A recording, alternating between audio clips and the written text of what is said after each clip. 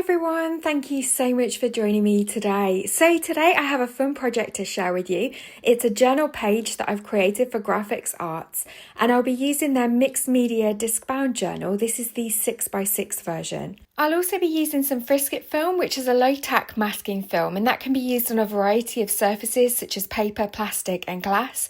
And I'll be using the double tack mounting film, which is a double-sided adhesive, and that allows you to turn anything into a sticker. So it's great for sticking down ephemera, and that can be used on paper, fabric, wood, metal, plastic and glass. So it really is really versatile. So I'm going to get my journal put together first of all, and this is how it comes in the packaging. It is a disc bound system, so it comes with the discs ready to go. You just need to pop your pages in, and you get 6 different surfaces, so 2 of each type. So you get 12 pages in total, and it's a really great way to start with Grafix Products, to try out their different surfaces and the options that are available, and to just have fun and get creative playing with your supplies.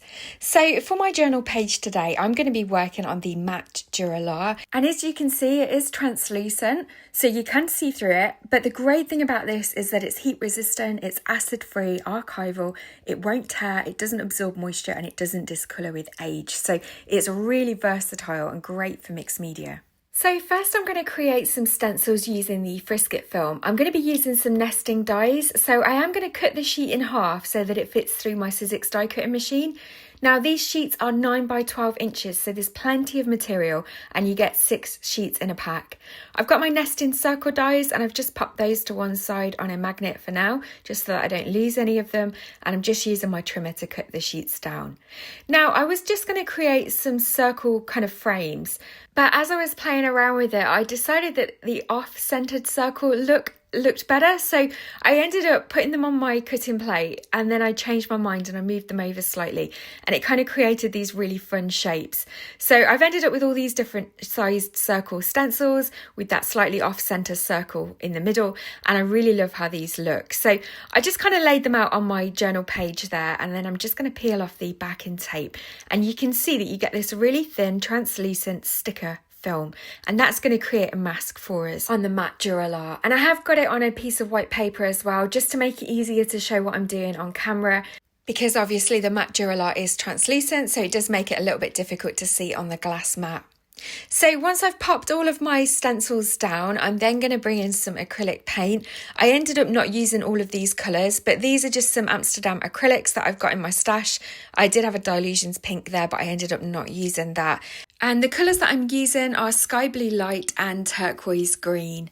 And I'm just applying the paint here using a foam blending tool. You could apply it with a paintbrush or whatever method or medium you prefer. You could even use a brayer. But I really like the fact that the foam blender gives some texture, so I am planning on keeping that there. So I'm going to let that dry. And then once that's dry, I'm going to add some stamping with this Rubber Dance stamp set. This is Mix It Up 6. I really love that postcard stamp at the bottom, so we'll be using that today.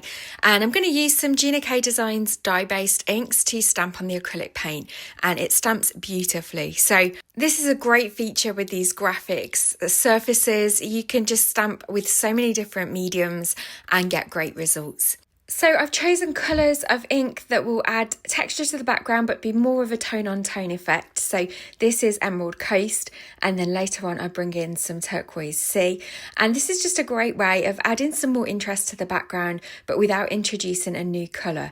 You can of course stamp with acrylic paint if you prefer, so you could have used the same acrylic paint colours as well if you don't have any dye-based inks, but I just found it a lot easier to use my dye inks. It's a little bit easier to clean the stamps afterwards as well. So I'm now going to introduce some more texture to the background using the We'd Love stamp set from Rubber Dance. I absolutely love these gorgeous silhouettes, and they add some gorgeous detail to the background that we've created, very reminiscent of late summer. And I think the navy blue really complements the kind of light blue and the tealy turquoisey green that we've got going on with the paint colours.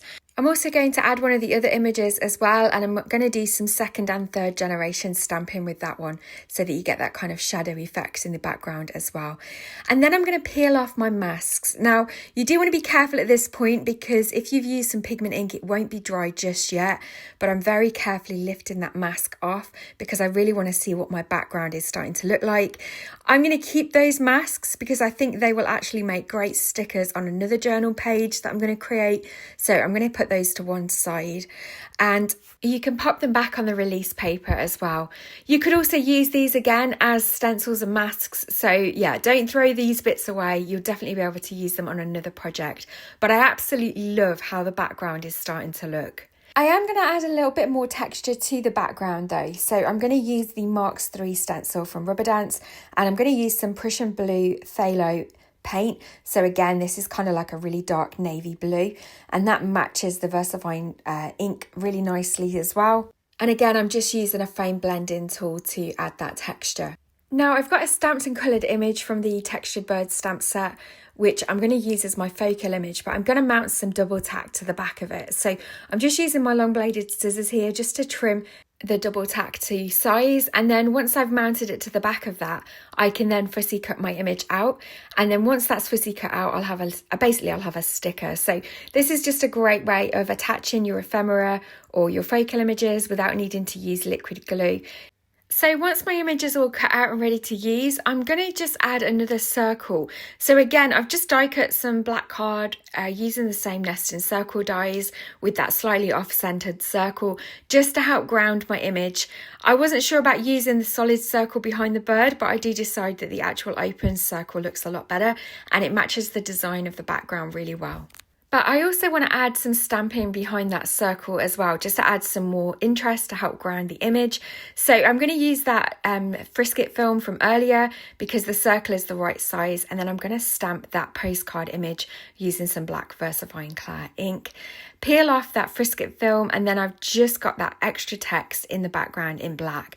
So that's just kind of helping the design be a bit more cohesive with the element of black popping in as well here. For the sentiment, I'm going to stamp the words "Find Your Song." I'm going to heat emboss it with some white Superfine Wow embossing powder, and then I'm going to cut my words out using some scissors. I do decide that before I finish cutting the words apart, I'm going to add some more of that double tack to the back of it, just so that it's a lot easier to stick my sentiment down. So again, I'm just added some of that double tack to the back, and then I'm using my long bladed scissors to trim the words to separate them so that they're ready to be stuck down on my project.